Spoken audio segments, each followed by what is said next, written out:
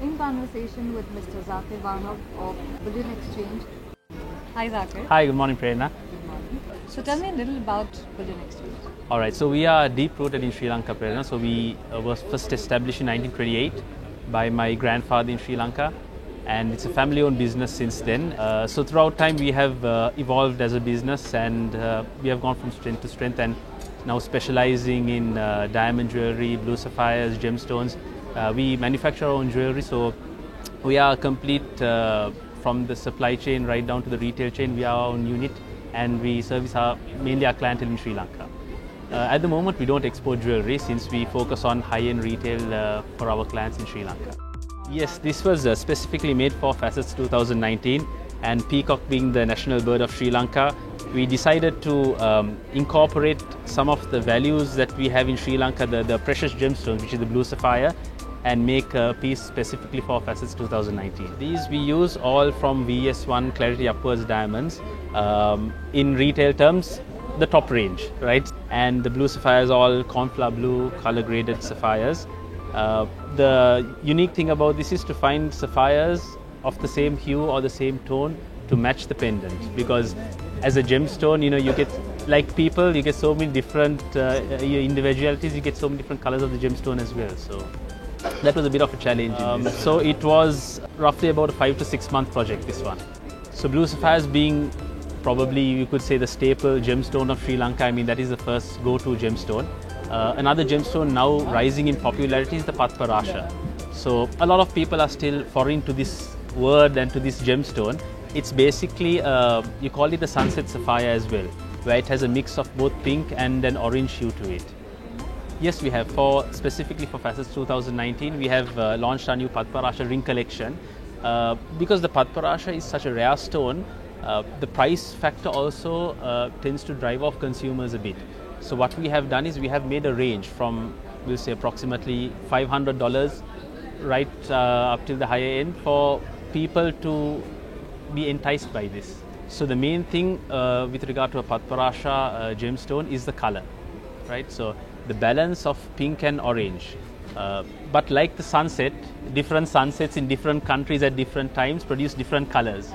So we have found some of our clients from the western side, like from USA, tend to like the pinkish Padparasha more, while our clients from the Asian side and Australia, they like the deep orange. So again, there is so much of exoticness with this stone that you can't really say this color is good, so because one person might like it, one person might not. So it depends on the location also that you are in. So they originate from the mines where most of the blue sapphires are found, from the Ella province and the Ratnapura province. Are the main good quality Padparashas they are found. Our consumers, so Padparasha, as you can see here, we have a variety of colors, ranging from a pinkish orangish hue to an orangish pinkish hue. So like the colors of the sunset, I mean, you get a variety of hues and tones. Generally, in the Asian market and Sri Lanka specifically, the lighter pinkish tones are considered of less value.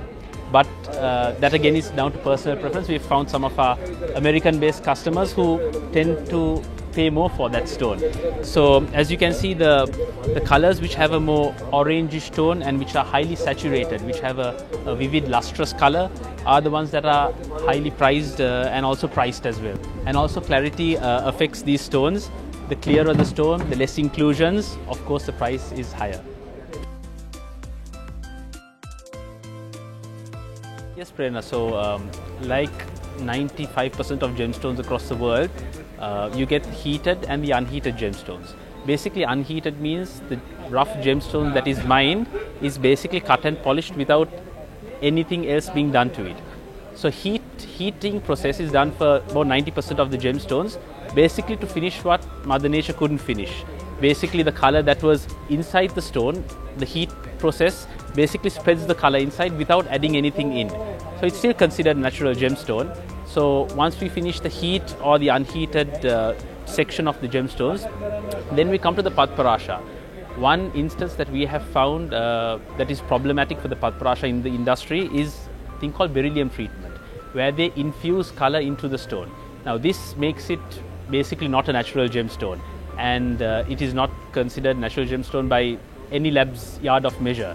So we have found out instances where gem miners who cut and polish gemstones claiming these are natural gemstones, but to see they have been beryllium treated. So it is always important to get a certificate, and also from a certified lab, and also when buying from a reputed place that is known for dealing and for basically being strict about their measurement of quality as well. And yes and no. Sri Lanka is known for producing up to 80% of the high quality Padparashas in the world. The Madagascan Padparashas have a very pinkish hue. They don't have much of an orangish tone.